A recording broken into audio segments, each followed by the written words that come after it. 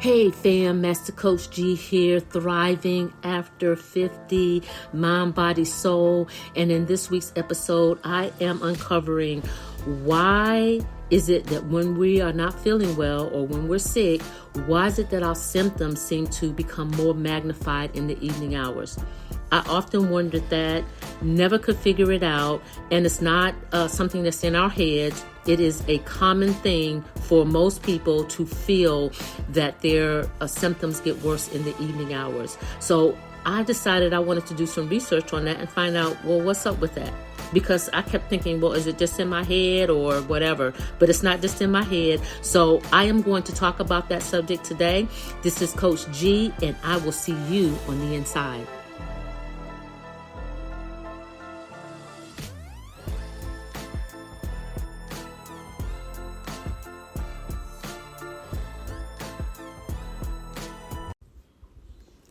Hey fam, Master Coach G here, thriving after 50, mind, body, soul. And in this week's episode, I am uncovering why is it that when we're sick or we're not feeling well, that our symptoms seem to become more magnified in the evening hours. Now, I don't know about you, but that was something that I always tried to figure out. It's like, why is that when I lay down to go sleepy, tired, just not feeling well, want to go to sleep, just can't rest?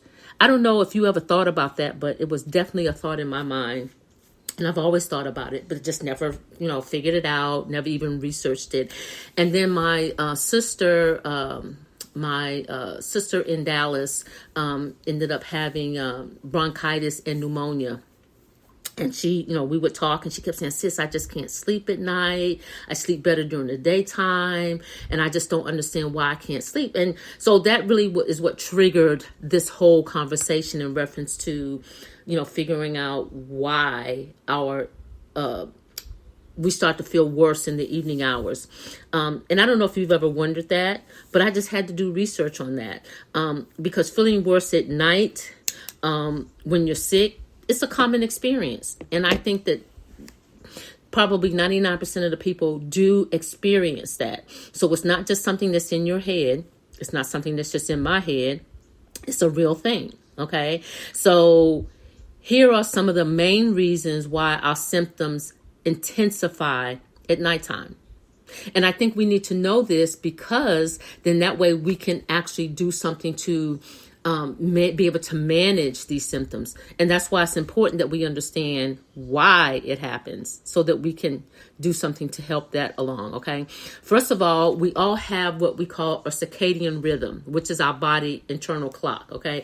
Every human being on the planet, and probably animals too, but I know that every human being on the planet has what we call a circadian rhythm, okay? It's our body's clock that lets us know when it's time to go to bed, when it's time to wake up, when it's time to eat. That circadian rhythm keeps us balanced, okay? So our bodies follow a natural 24-hour cycle. And it affects our hormone levels, it affects our body temperature, it affects our immune system, especially at night. So cortisol, which is a hormonal thing that we have going on in our bodies, just like our circadian rhythm. The cortisol actually helps to reduce inflammation. It helps it to become lower. The less cortisol that we have is more noticeable with the inflammation symptoms, okay?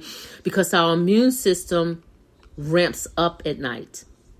Okay, it works hard to fight off infections, which triggers more symptoms like fevers, chills, and body aches. Okay, so laying down makes the symptoms worse. Okay, so when we're in a horizontal position, we have more nasal congestion. It increases, the mucus increases because it doesn't drain easily when we are in a horizontal position. Okay. Never knew that. But of course, doing research, you uncover so many things. We have a postnasal drip, which worsens and it makes us cough.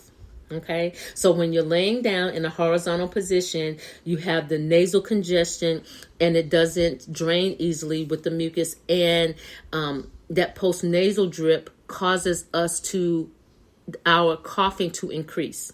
I know that's kind of crazy, isn't it?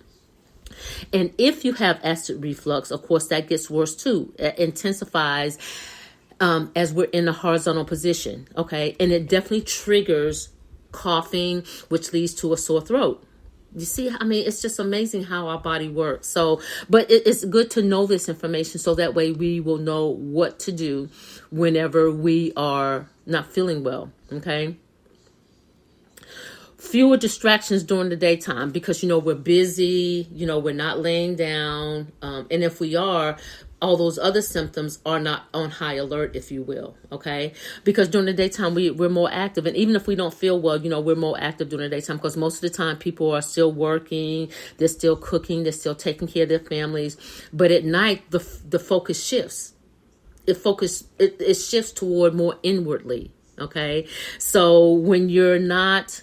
and you're more aware of the pain and the congestion and the fatigue. You're more aware of it in the evening hours when you're trying to rest versus during the daytime because we have distractions going on. So we are not focused on that. So we feel heavier and more stressed when we're trying to rest. Doesn't that make sense? Yes. So here's another thing. The air quality and dryness usually happens more at nighttime. It's just more often to happen at night, okay? So we want to have cooler, dry air, especially in our homes. So especially in the wintertime, we have the heat on. And with the heat causes dryness, And even having the air conditioner on can actually dry us out as well. With our throats and the nasal passage, it feels worse, especially when it's hot and dry, okay? Let's talk about when we're sleeping, okay? All of us have what we call melatonin in our bodies, okay? Which is our sleep hormone, okay? It increases at night, and it may also influence a immune response, okay? It can trigger inflammation. Some illnesses the symptoms intensify even more so in the evenings because we find that our fevers kick in. We have a higher temperature, higher fever in the evening hours as well. Okay. How to ease nighttime discomfort. Okay. So let me just give you a few tips on how we can identify when we're having the nasal dryness and things of that nature, okay? Number one, elevate your head to improve drainage, okay? Because a lot of people just sleep flat, but when you're not feeling well, especially if you have a cold, you want to elevate your head so that way you can improve your drainage, okay? So that the mucus can drain because it does prevent you from coughing, okay?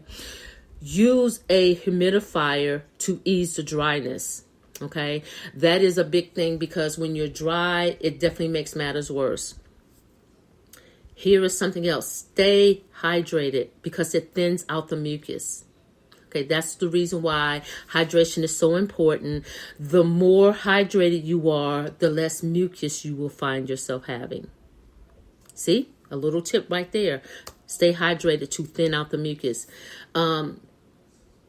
Take some type of, symptom release before you go to bed. I definitely recommend all natural. What I like to do is, especially to kind of break up the mucus, is I like to put a towel over my head with some hot steaming water to open up my nasal passage so that I can breathe better. And then to tilt my head a little bit to elevate my head so that way, now that I got it cleared, that I can continue to breathe because it's, it will wake you up at night if you don't, okay? So I would definitely recommend something all natural. Even some hot tea will definitely open you up at night. Something that is nothing that's going to keep you hyped up though, some chamomile tea, some ginger tea, something that's going to, calm you down, but open up your nasal passages as well. Okay. Here's another thing, calm your nerves, do some deep breathing exercises before you lay down.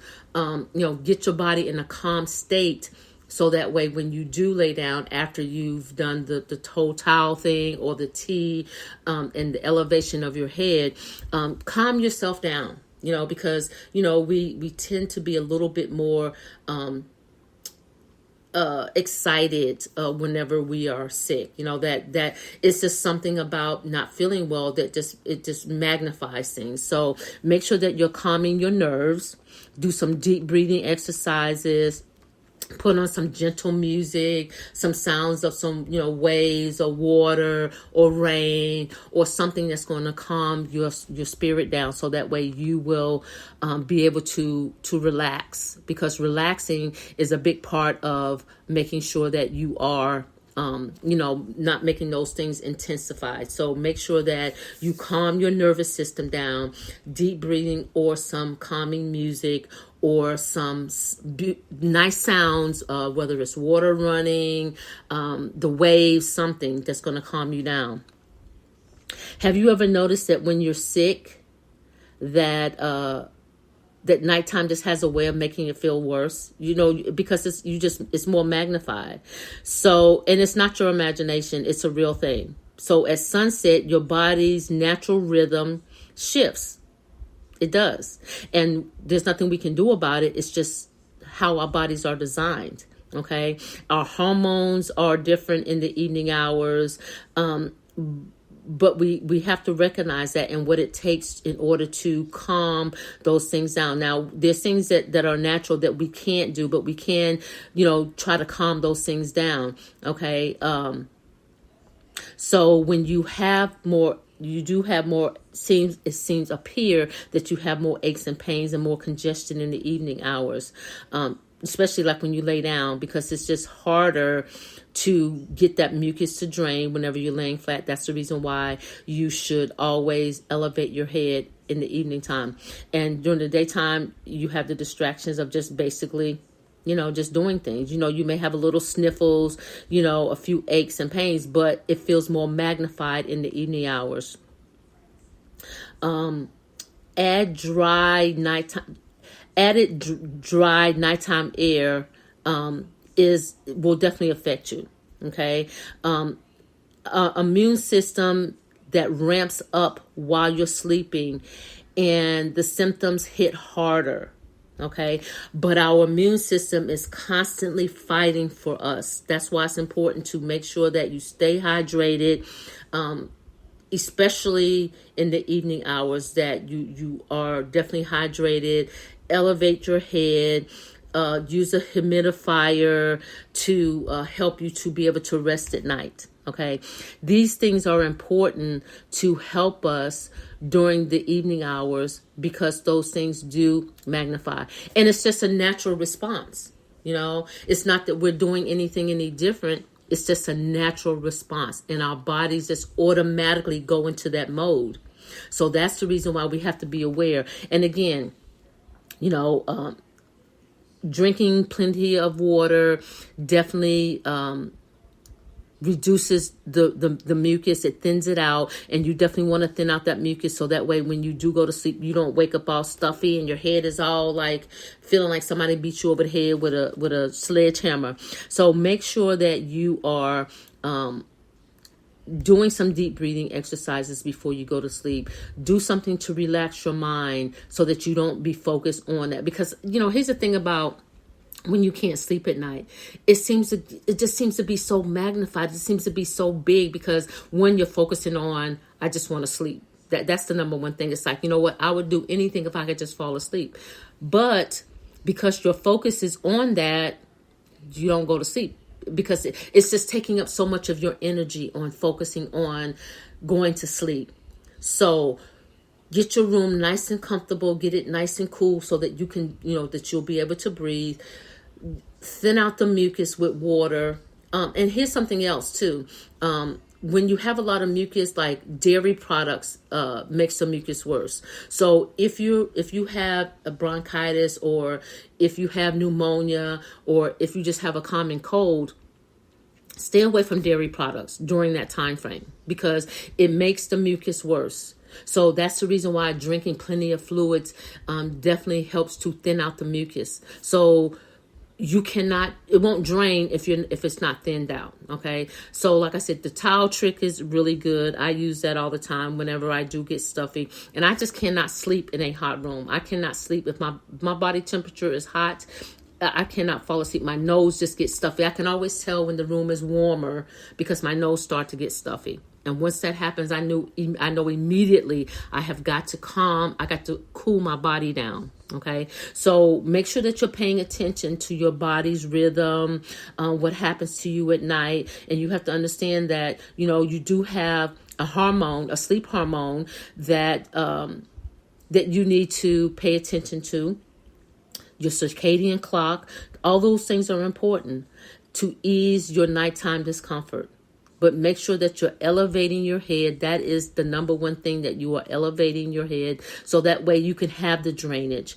Drink the fluid so that the mucus will become thinner, and that you're keeping your room cool, and that it will ease the dryness. Because when it's warm, it just affects your whole drainage system. So, and again, do something all natural. I know people take medication to help them sleep and all that, but it's not helping you when you do that. So make sure that you're doing something all natural. Get your meditation in, play some soft music, sounds of waves or anything like that that's going to calm you down, and get your deep breathing in. Okay. But I wanted to know why the symptoms get worse in the evening. And I thought I would just share that, because again, we don't know, even when it comes to our children, they go in there and they get into bed. They don't know that they should have their head elevated. But as a parent, now that we know that, in order for our child to sleep, to get more restful sleep, we need to make sure that their head is elevated. We need to make sure that they're hydrated. We need to make sure that that the room is comfortable for them to be able to sleep and get some good rest. Okay, so listen, that's what I have for you today. I hope this episode has added some type of value to your life. If it has, please share it with someone that it may be a benefit to as well. Also, subscribe to my channel so that every time I drop a new episode, you will be notified. But as usual, before I get out of here, I got to give a thank you to all my listeners around the world. I'm thankful that I am covering the four corners of the earth. And I want to thank everyone here in the United States, Canada, Australia, Russia Federation, China, Mexico, Belgium, Ireland, South Africa, Brazil, Nigeria, United Kingdom, Germany, Ukraine, Bangladesh, France, Kuwait, India, Hong Kong, the Dominican Republic, Philippines, Barbados, Saudi Arabia, Spain, Japan, the Netherlands, Pakistan, Indonesia, and Portugal. I appreciate each and every one of you. Thank you so much for joining me here on Thriving After 50, Mind, Body, Soul. This is Master Coach G, and I will see you on the next level.